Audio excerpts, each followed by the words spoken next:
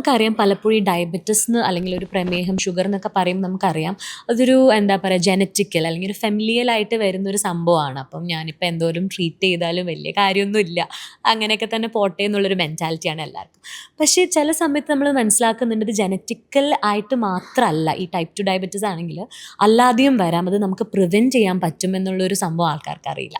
അതിനെക്കുറിച്ച് എന്താണ് സാർ പറയുന്നത്? ആക്ച്വലി ടൈപ്പ് 2 ഡയബറ്റീസ് പ്യുവർലി ഒരു ജനറ്റിക് ഡിസീസ് അല്ല. മോണോജനിക് ഡയബറ്റീസ് എന്ന് പറഞ്ഞിട്ട് ഒരു സ്പെക്ട്രം ഓഫ് ഡിസീസ് ഉണ്ട്, അതാണ് ജനറ്റിക്കലി വരുന്നത്. ടൈപ്പ് 2 ഡയബറ്റീസ് ഒരു പോളിജനിക് ഡിസീസ് എന്ന് പറയും. അതൊരു ജനറ്റിക്സ് ഒരു ഫാക്ടർ മാത്രമാണ്, അതായത് നമ്മൾക്ക് ആ ഇൻസുലിൻ റെസിസ്റ്റൻസ് ഒക്കെ വരാനുള്ള പ്രവണത കൂട്ടുന്നു. പക്ഷേ എക്സ്റ്റേണൽ ഫാക്ടേഴ്സാണ് കൂടുതൽ ഇമ്പോർട്ടൻറ്റ്, അതായത് നമ്മുടെ ജീവിതശൈലി പ്രശ്നങ്ങൾ, ഭക്ഷണത്തിലുള്ള പ്രശ്നങ്ങൾ. പൊതുവേ നമ്മൾ കാർബോഹൈഡ്രേറ്റ്സ് എപ്പോഴും ഞാൻ പറയും, കാർബോഹൈഡ്രേറ്റ് കൗണ്ടിങ് ഭയങ്കര പ്രധാനപ്പെട്ട കാര്യമാണ്. പഞ്ചസാര കുറയ്ക്കലല്ല പ്രമേഹത്തിൻ്റെ ട്രീറ്റ്മെൻറ്റ്, കാർബോഹൈഡ്രേറ്റിൻ്റെ കുറയ്ക്കലാണ്, ഒഴിവാക്കലല്ല. കാർബോഹൈഡ്രേറ്റ് ഒഴിവാക്കാനല്ല, കാർബോഹൈഡ്രേറ്റ് കുറച്ച് ബാലൻസ് ചെയ്യുക, പോർഷൻ കൺട്രോളാണ് ഇമ്പോർട്ടൻ്റ്. അന്നേരം ഈ ഒരു ആസ്പെക്റ്റ് ആണ് ഏറ്റവും പ്രധാനപ്പെട്ട ഒരു കാര്യം. എന്ന് വെച്ചാൽ പ്രമേഹത്തിൽ ഈ ഒരു പ്രശ്നം നമ്മൾക്ക് സ്ഥിരമായിട്ട് കാണുന്ന ഒരു പ്രശ്നമാണ്. അതുകൊണ്ട് തന്നെ ഈ ഒരു ആസ്പെക്റ്റിൽ നമ്മൾ ഫോക്കസ് ചെയ്യണം. ഡയറ്റ് ഒരു ഇമ്പോർട്ടൻ്റ് ആയിട്ടുള്ള കാര്യമായിട്ട് എടുക്കണം. പിന്നെയുള്ളത് ലൈഫ് സ്റ്റൈൽ മോഡിഫിക്കേഷൻസ് വളരെ പ്രധാനപ്പെട്ട കാര്യമാണ്. പിന്നെ സ്ലീപ്പ് ഇമ്പോർട്ടൻ്റ് ആണ്. ഇപ്പം സ്ലീപ്പിൻ്റെ ഡ്യൂറേഷൻ നമ്മളൊരു ഐഡിയലി ഒരു 7 to 8 hours എങ്കിലും വേണമെന്നാണ് പറയുന്നത്. ലെസ് ദാൻ 7ഉം മോർ ദാൻ 9 hours ആണെങ്കിലും ലൈഫ് സ്റ്റൈൽ ഡിസോർഡേഴ്സ് കൂടുന്നതാണ്. മോർ ദാൻ 9 ആവാൻ പാടില്ല, കൂടുതൽ ഉറങ്ങാൻ പാടില്ല. നമ്മൾ കുറച്ച് ഉറങ്ങുന്നത് നല്ലതല്ല, കൂടുതൽ ഉറങ്ങുന്നത് നല്ലതല്ല. യു ഷുഡ് ഹാവ് ഒരു സഫീഷ്യൻറ്റ് സ്ലീപ്പ്. സ്ലീപ്പ് ഹൈജീൻ വളരെ ഇമ്പോർട്ടൻ്റ് ആണ്. അന്നേരം ലൈഫ് സ്റ്റൈൽ ഡിസോർഡർ ആയതുകൊണ്ട് തന്നെ ഇതൊക്കെ കൺട്രോൾ ചെയ്യുക എന്നുള്ളത് വളരെ പ്രധാനപ്പെട്ട കാര്യമാണ്. ഡോക്ടർ അനിലിന് എന്തെങ്കിലും അതായത് ഇപ്പം നമ്മൾ മലയാളികളൊക്കെ എടുത്തു കഴിഞ്ഞാൽ ചോറെന്ന് പറഞ്ഞ സംഭവം നമുക്ക് മാറ്റി വെക്കുന്ന കാര്യം ആലോചിക്കുന്നത് വലിയ എന്തൊരു സംഭവം പോലെയാണ്. എന്തൊക്കെ ലൈഫ് സ്റ്റൈൽ മോഡിഫിക്കേഷൻസ് നമുക്ക് ചെയ്യാൻ പറ്റും ഈ ഒരു ഡയബറ്റിസിനൊരു പരിധി വരെ കൺട്രോൾ ചെയ്യണമെങ്കിൽ? ഇപ്പം ആൾമോസ്റ്റ് കുറേ കാര്യങ്ങൾ ഡോക്ടർ പ്രദോഷ് പറഞ്ഞു. എനിക്ക് ആഡ് ചെയ്യാനുള്ളത് നമ്മുടെ ഒരു ഫിസിക്കൽ ആക്ടിവിറ്റിയുടെ കാര്യമാണ്. അപ്പം നമ്മൾ പണ്ട് മുതലേ കാലാകാലങ്ങളായിട്ട് നമുക്കൊക്കെ അറിയുന്ന കാര്യമാണ് നടക്കണം, വേണമെങ്കിൽ ഒന്ന് ജോഗ് ചെയ്യാം, എക്സസൈസ് എടുക്കാം. പക്ഷേ അതിലെ കൺസിസ്റ്റൻസി, അതാണ് അതിലെ പ്രശ്നം. നമ്മൾ ചെയ്യുന്നുണ്ടെങ്കിൽ അത് കൺസിസ്റ്റൻ്റായിട്ട് ചെയ്യണം. കൺസിസ്റ്റൻ്റായിട്ട് ഒരു വ്യക്തി എയറോബിക് എക്സർസൈസ് ചെയ്യുകയാണെങ്കിൽ അതിൻ്റെ ബെനിഫിറ്റ് ഹാർട്ടിനും കിട്ടും. ഡയബറ്റീസ് ആസ് എ ഡിസീസ് അല്ലെങ്കിൽ ഒരു ഡിസീസ് പ്രോസസ്സ്, അതിൻ്റെ ഒരു സ്പീഡ് തടയാൻ എക്സർസൈസിന് ഒരുപാട് റോളുണ്ട്. ആളുകൾ അവഗണിക്കുന്ന വേറൊരു പാർട്ടുണ്ട്, അത് നമ്മുടെ മസിൽ ബിൽഡിംഗ് ആണ്.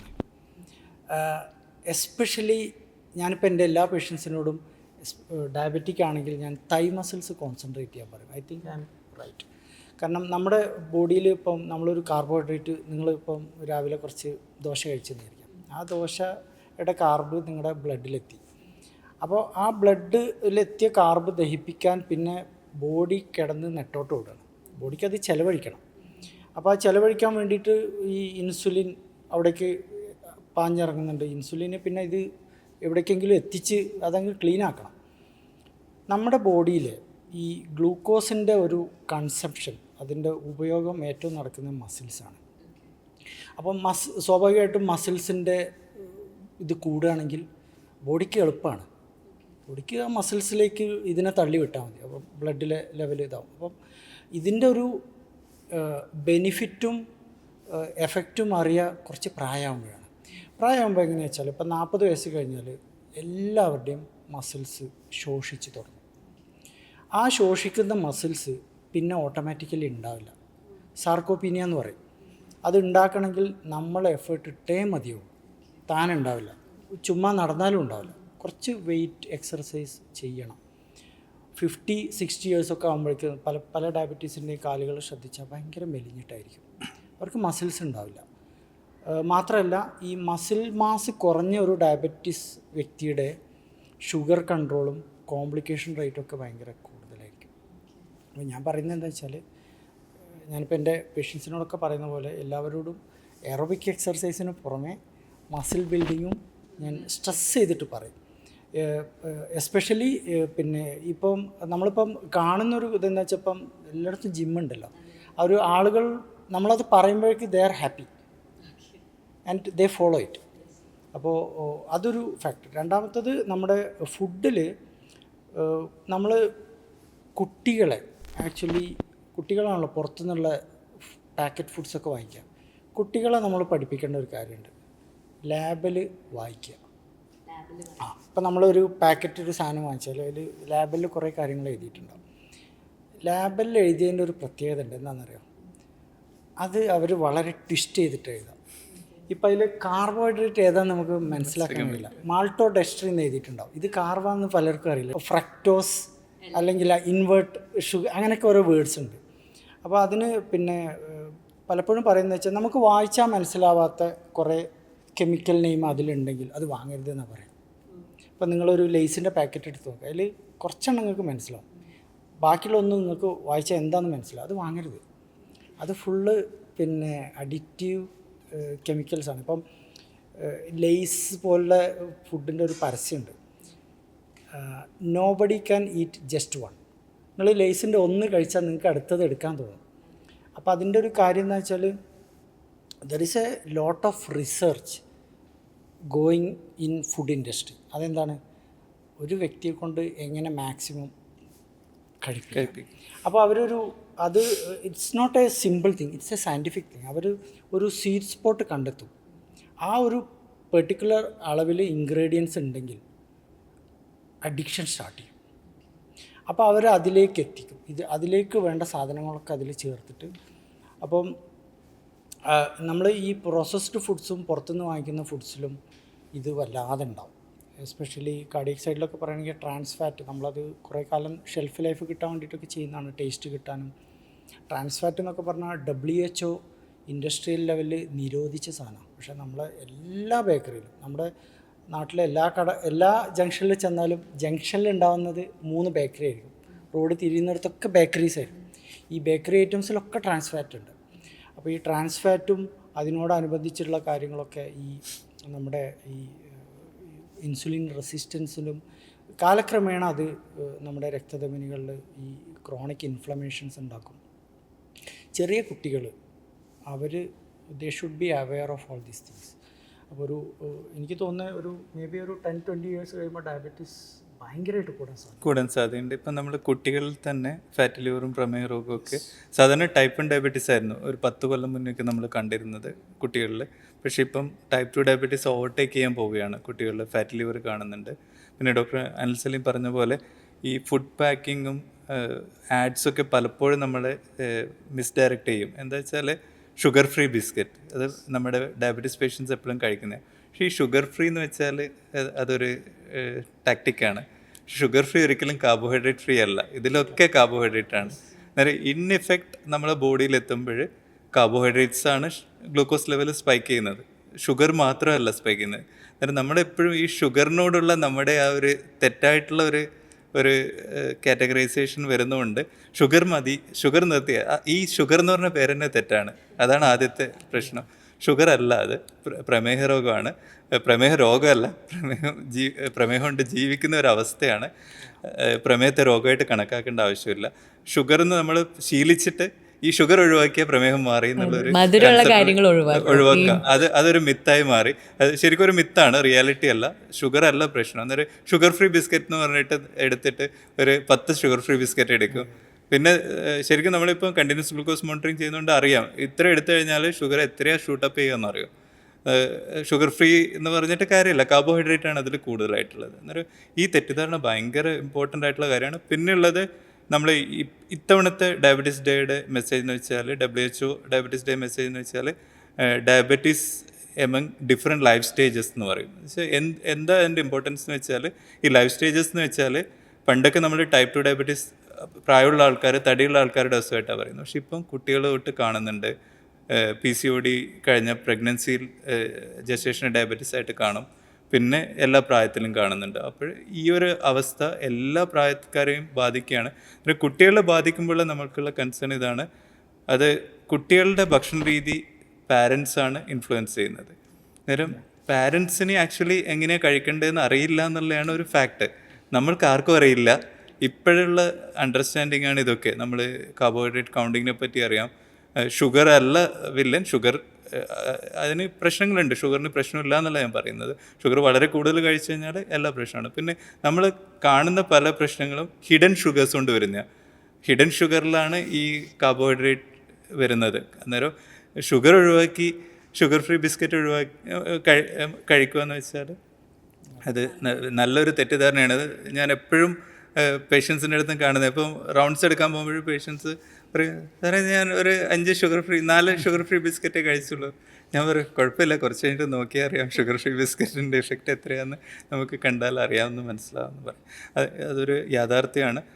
പലപ്പോഴും നമ്മൾ മനസ്സിലാക്കേണ്ടത് വെച്ചാൽ നമ്മളിപ്പം എത്ര എക്സ്പേർട്ട് ആണെങ്കിലും കുറേ കാലം ഇതിനെപ്പറ്റി വായിച്ചിട്ടുണ്ട്. ഈവൻ ഡോക്ടേഴ്സിൻ്റെ ഇടയിൽ തന്നെ പലപ്പോഴും അവയർനെസ്, ഡയറ്റിൻ്റെ ഇമ്പാക്റ്റ് എന്താണെന്നുള്ളത് ഇപ്പം നമ്മൾ പറയുന്ന കുറേ കാര്യങ്ങൾ നമ്മൾക്ക് റിയൽ ലൈഫിൽ കാണുന്ന എക്സ്പീരിയൻസ്, പ്രത്യേകിച്ച് അഡ്വാൻസ് ടെക്നോളജീസ് വന്നുകൊണ്ട് ഇപ്പം കണ്ടിന്യൂസ് ഗ്ലൂക്കോസ് മോണിറ്ററിംഗ് ഉള്ളതുകൊണ്ട് നമുക്കറിയാം ഏത് ഭക്ഷണം കഴിച്ചാലാണ് എത്ര ഷുഗർ ഷൂട്ട് ചെയ്യുക.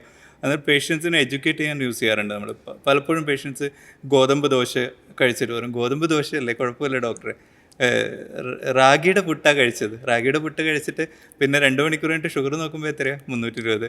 അന്നേരം ഈ പറഞ്ഞ ധാരണകൾ മാറ്റണം എന്നാണ് പറയുന്നത്. അല്ലാതെ ഷുഗർ വില്ലനാണ്, ഷുഗർ മാത്രം ഒഴിവാക്കിയാൽ പ്രമേഹം മാറുന്നുള്ള കൺസെപ്റ്റ് മാറ്റണം.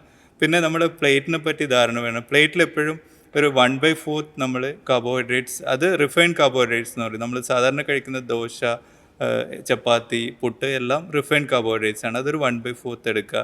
പോർഷൻ കൺട്രോൾ, എടുക്കേണ്ടെന്നല്ല പറയുന്നത്, ആ ഒരു അളവിൽ ലിമിറ്റ് ചെയ്യുക. ഇപ്പോൾ മീറ്റ് കഴിക്കുന്നുണ്ടെങ്കിൽ, പ്രോട്ടീൻ കഴിക്കുന്നുണ്ടെങ്കിൽ, പ്രോട്ടീൻ ആവശ്യമാണ്, നമ്മൾ തീരെ ഒഴിവാക്കാനല്ല, അതും ആവശ്യമാണ്, അത് 1/4 എടുക്കുക. പക്ഷേ നമ്മൾ ഏറ്റവും കൂടുതൽ എടുക്കേണ്ടത് ഗ്രീൻ ലീഫി വെജിറ്റബിൾസ്, സാലഡ്സ് ആണ്. അത് 50% പ്ലേറ്റ് എടുക്കണം. പിന്നെ സ്നാക്ക് കുറച്ച് ഹെൽത്തി ആയിട്ട് കഴിക്കണം. സ്നാക്ക് ഹെൽത്തി എന്ന് വെച്ചാൽ ബിസ്ക്കറ്റ്സ്, റസ്ക്, ഇങ്ങനെയുള്ള സ്നാക്സാണ് നമ്മൾ. പിന്നെ കേക്ക്, ബേക്കറി, എണ്ണക്കടികൾ, ഇതൊക്കെയാണ് നമ്മുടെ സ്നാക്ക്. പക്ഷേ സ്നാക്ക് ഹെൽത്തി ആയിട്ട് എടുക്കാൻ പറ്റും. ഇപ്പോൾ നിലക്കടല എടുക്കാം, നട്ട്സ് എടുക്കുക. ഇതൊന്നും എക്സ്പെൻസീവ് അല്ല. 6-7 നിലക്കടല എടുക്കാം. ഒരു ദിവസം 20 നിലക്കടലൊക്കെ എടുത്താൽ മതി. പിന്നെ പാൽ കുടിക്കാം, ഒരു ഗ്ലാസ്. പാലിന് ഇഷ്യൂസ് ഒന്നുമില്ലെങ്കിൽ പാൽ കുടിക്കാം. ഒരു എഗ്ഗ് കഴിക്കാം.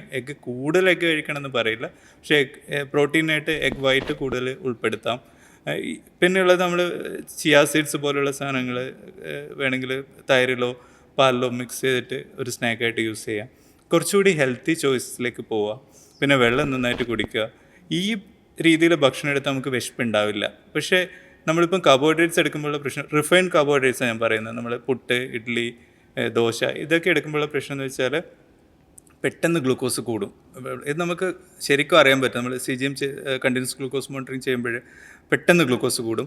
അതിൻ്റെ പ്രശ്നം എന്താ വെച്ചാൽ നോർമലായിട്ടുള്ള ആളാണെങ്കിൽ ഇൻസുലിൻ കുറേ വന്നിട്ട് അത് നോർമലാക്കും.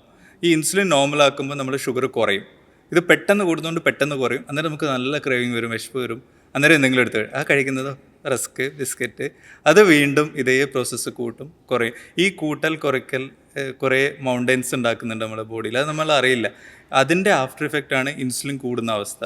ഈ ഇൻസുലിൻ കൂടുന്ന അവസ്ഥ പോയിട്ടാണ് നമ്മളെ ഓർഗൻ്റെ ഓരോ ഇഷ്യൂസ് വരുന്നത്. ഡോക്ടർ അൻസലീം പറഞ്ഞു, നമ്മുടെ ഹാർട്ടിനെ ബാധിക്കുന്ന ഇൻസുലിൻ റെസിസ്റ്റൻസ് വന്നിട്ടാണ്, ഫാറ്റി ലിവർ ഉണ്ടാകുന്ന ഇൻസുലിൻ റെസിസ്റ്റൻസ് വന്നിട്ടാണ്, PCOD ഉണ്ടാകുന്ന ഇൻസുലിൻ റെസിസ്റ്റൻസ് വന്നിട്ടാണ്. അന്നേരം നമ്മൾ മനസ്സിലാക്കേണ്ടത് നമ്മുടെ പ്ലേറ്റാണ് ഇതൊക്കെ ഉണ്ടാക്കുന്നത്. നമ്മൾ പ്ലേറ്റ് എങ്ങനെ ബാലൻസ് ചെയ്യണമെന്ന് അറിയാത്തതുകൊണ്ടാണ് ഇതൊക്കെ ഉണ്ടാകുന്നത്. ആ പ്ലേറ്റിൻ്റെ ബാലൻസും പോർഷൻ കൺട്രോളാണ്. ഞാൻ ഒരിക്കലും ഇതൊന്നും കഴിക്കേണ്ടെന്ന് പറയുന്ന ആളല്ല, കഴിക്കണം. പക്ഷേ നമ്മുടെ ക്വാണ്ടിറ്റി കൺസെപ്റ്റ് ഭയങ്കര മോശമാണ്. നമ്മൾ ഒരു നേരം എടുക്കുന്ന ചോറെന്ന് വെച്ചാൽ ശരിക്കും 2-3 ഒക്കെ എടുക്കേണ്ട ചോറാണ് ഒരു പ്ലേറ്റിൽ എടുക്കുന്നത്. അമ്മമാർ കുട്ടികളെ ശീലിപ്പിക്കുന്നത്, മോനെ ചോറ് കഴിക്ക്, കുറച്ചുകൂടി കഴിക്കും മോനെ, ഇത്ര ഒരു അങ്ങനെ പറയുമ്പോൾ എന്താ ചെയ്യുക? നമ്മുടെ ശീലം അങ്ങനെയായിപ്പോയി. അന്നേരം ആ ഒരു മെൻ്റൽ ഫ്രെയിം വർക്ക് മാറാതെ ഈ അസുഖങ്ങൾ മാറില്ല. നമ്മുടെ പ്ലേറ്റ് എങ്ങനെ കൺട്രോൾ ചെയ്യാൻ പഠിക്കുന്നു, അപ്പോഴും മാത്രമേ അസുഖങ്ങൾ മാറുള്ളൂ. കാരണം എനിക്ക് പലപ്പോഴും ഉണ്ടാകുന്ന വിഷമം എന്ന് വെച്ചാൽ, ഞാൻ എല്ലാ എക്സ്ട്രീമുള്ള പേഷ്യൻറ്റിനെ കാണും. ഞാൻ നേരത്തെ പറഞ്ഞു, നമ്മൾ എപ്പോഴും നേരത്തെയുള്ള പേഷ്യൻറ്റിനെ കാണുന്നത് ഹാപ്പിയാണ്. കാരണം ഇവരെ തിരിച്ചു കൊണ്ടുവരാൻ പറ്റും. എത്രയോ പേഷ്യൻസിനെ അങ്ങനെ തിരിച്ചു കൊണ്ടുവരാൻ പറ്റുന്നുണ്ട്, അത് ഭാഗ്യമാണ്. പക്ഷേ നമ്മൾ ലേറ്റായിട്ട് കാണുമ്പോൾ പലപ്പോഴും നമുക്ക് അവരെ തിരിച്ചു കൊണ്ടുവരാൻ പറ്റാത്ത ഒരു സ്റ്റേജിലെത്തിയിട്ടാണ് കാണുക. അന്നേരം അതിൽ നമ്മൾക്ക് ചെയ്യാൻ പറ്റുന്ന കാര്യം എന്ന് വെച്ചാൽ, ഈ ചേഞ്ചസ് നമ്മൾ ഡെയിലി എല്ലാ ആക്ടിവിറ്റീസും പ്ലേറ്റ് കൺട്രോൾ ചെയ്യുന്നത് എങ്ങനെയാണെന്ന് മനസ്സിലാക്കി കഴിഞ്ഞാൽ, പാരൻസ് ഇത് പഠിക്കാതെ കുട്ടികളെ ലൈഫ് സ്റ്റൈൽ ഡിസീസ് കൺട്രോൾ ചെയ്യാൻ പറ്റില്ല. ഞാനെപ്പോഴും പാരൻസിൻ്റെ അടുത്ത് പറയുന്നത് വെച്ചാൽ, നിങ്ങളിപ്പം കുട്ടികളുടെ വെയിറ്റ് കുറയ്ക്കാനാണ് വരേണ്ടതെങ്കിൽ മദറും ഫാദറും 2 പേരും 10% വെയിറ്റ് കുറച്ചിട്ട് വരണം. അയാൾക്ക് എന്ത് ഫുഡ് കൊടുക്കുന്നോ അതേ ഫുഡേ നിങ്ങളും കഴിക്കാവൂ, ബാക്കിയുള്ള കുട്ടികൾക്ക് അതേ കൊടുക്കാവൂ. നമ്മൾ കുട്ടികളുടെ അടുത്ത് നീ തടി കൂടി, നിനക്ക് അസുഖം വന്നു, സ്റ്റിഗ്മ, അവന് ഒരു വേറെ ഭക്ഷണം, ബാക്കിയുള്ളവർ വേറെ ഭക്ഷണം, അത് നടക്കില്ല. ആക്ച്വലി ഡയബറ്റീസിനായിട്ടൊരു ഭക്ഷണ രീതി ഇല്ല. ഡയബറ്റീസിനായിട്ടുള്ള ഭക്ഷണ രീതി എന്ന് വെച്ചാൽ എല്ലാ ലൈഫ് സ്റ്റൈൽ ഡിസോർഡേഴ്സും, ഫാറ്റ് ലിവർ ആണെങ്കിലും ഡയബറ്റീസ് ആണെങ്കിലും PCOD ആണെങ്കിലും ലൈഫ് സ്റ്റൈൽ ഡിസോർഡേഴ്സിനൊക്കെയുള്ള ട്രീറ്റ്മെൻറ്റ് എന്ന് വെച്ചാൽ ഒരു ബാലൻസ്ഡ് ഡയറ്റാണ്, പോർഷൻ കൺട്രോളാണ്, എങ്ങനെ ഹെൽത്തി ആയിട്ട് സ്നാക്കിങ് എടുക്കുക എന്നുള്ളതാണ്. പിന്നെ അതിൻ്റെ കൂടെ ആക്ടിവിറ്റി ഇൻക്ലൂഡ് ചെയ്യുക, നല്ല സ്ലീപ്പ് ഡ്യൂറേഷൻ എത്തുക എന്നുള്ളതാണ്. ഇത് മൂന്നും ഒത്തു വന്നു കഴിഞ്ഞാൽ നമുക്ക് ലൈഫ് സ്റ്റൈൽ ഡിസോർഡേഴ്സ് ഇല്ലാത്തൊരു അവസ്ഥ എത്തുള്ളൂ. അത് ഒരു ഡ്രീം ആയിരിക്കാം ഇപ്പോഴും, അല്ലേ? കാരണം എത്രത്തോളം ഇത് പ്രാക്ടീസ് ചെയ്യാൻ പറ്റുന്നുള്ളതാണ് ഒരു പ്രശ്നം.